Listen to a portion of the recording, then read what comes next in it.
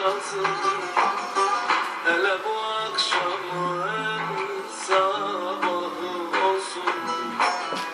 Hele bu akşamın sabahı olsun.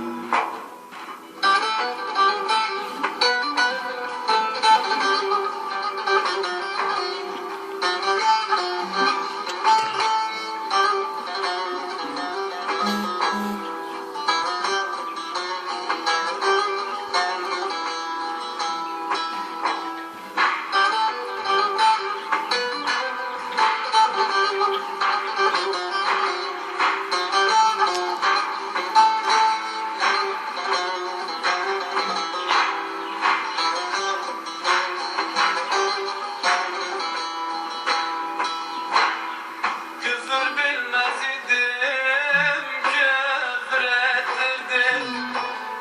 Küfür bilmez idim, küfür ettirdin. Dövüş bilmez idim, iyice çatırdın. Bazen saydın, bazen kanla kusurdun. Hele bu akşamın sabahı olsun. Hele bu akşamın sabahı olsun. Bazen saydın,